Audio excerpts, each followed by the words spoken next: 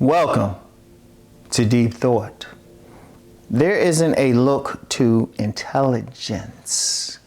There isn't a look. Let me share a story. I've told this before on my men's channel. And it was about this guy I had met. And he was a friend of somebody. It was a men's group. A group of men coming together. We had big plans for something, to put together something. And I remember, this guy brought the guy to the meeting, and dude, his hair was disheveled, not in a cool way either. He looked homeless. He might have been homeless, I don't know. But he looked homeless. He didn't look like he had much going on. He looked homeless, a little crazy, right? And, the part I had shared on my men's channel was we had taken this, he came with us because we had our meeting, then we met with some women that were part of a study group. And, it was just a fun time. But I remember when we got him over there. Now, mind you, before we got over there, we about to go to our cars. This dude actually picked up a cigarette butt off the ground. He actually picked up a cigarette butt off the ground and got a light from somebody. It was like, yeah. Anyway, when we got over there, this dude was really, he was like, he had the women in the palm of his hands. He was up there chilling with them, helping them to cook, joking with them. And, of course, we were like, okay. But the thing was, this dude was highly intelligent, maybe genius level intellect. Because, we had like a little, you couldn't see it as much when it was just the men, but when it was with the women and everything, and just talking and, just what his knowledge of stuff. In fact, that's why the other man had brought him to the meeting.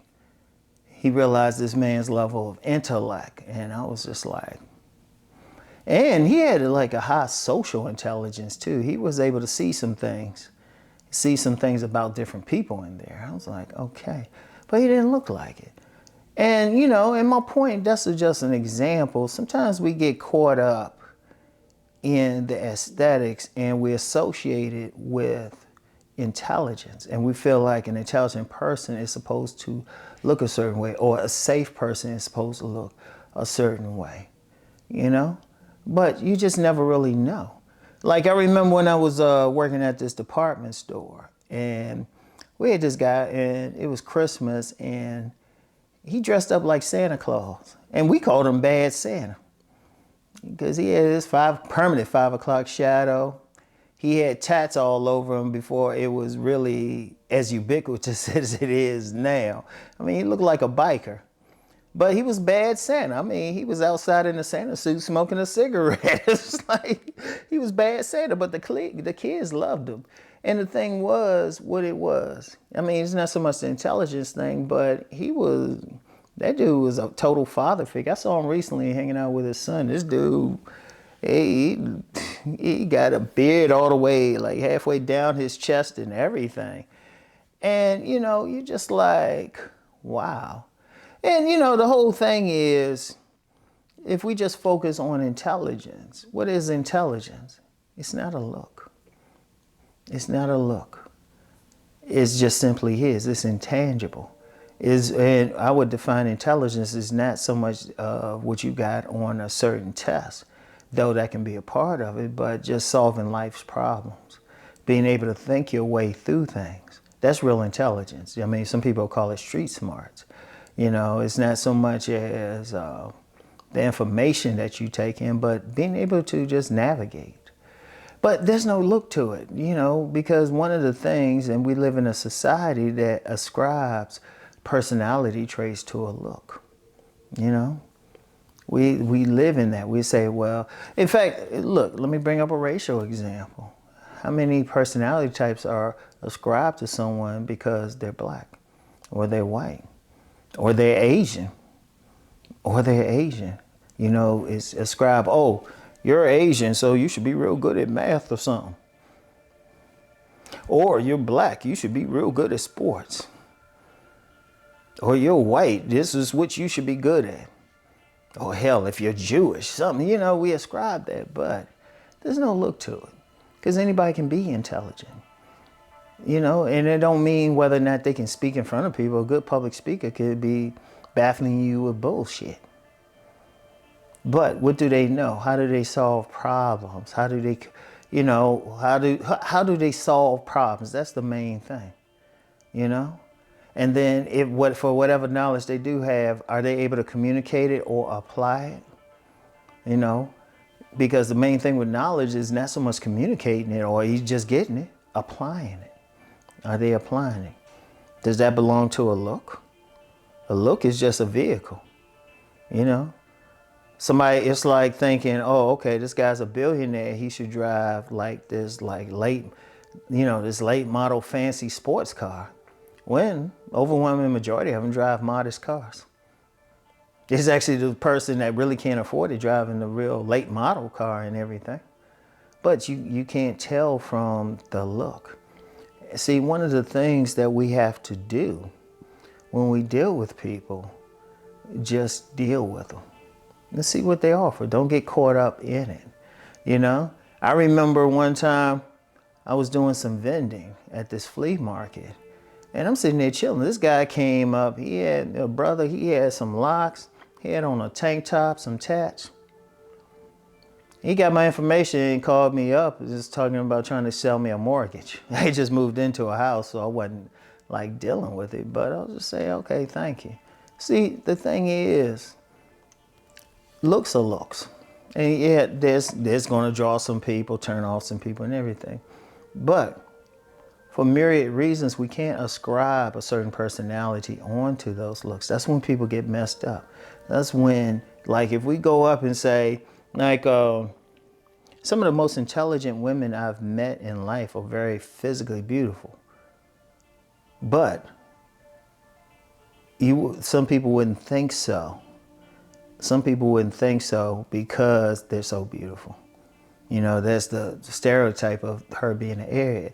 In fact, at the same time I was working at that department store with Bad Santa, we had a young lady there, and she was interesting because she was working there, and she had gotten in some addiction problems, which is why she was there. We had a drug rehab house near the store, and it would employ some of the people from there because part of their rehab was just staying busy.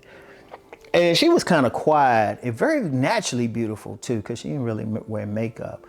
And people would think, oh, she's just an airhead. But I remember I caught her, and she played into it too. She played into it until I caught her one time, and she was saying something. She just made a comment, and I was like, those are SAT words.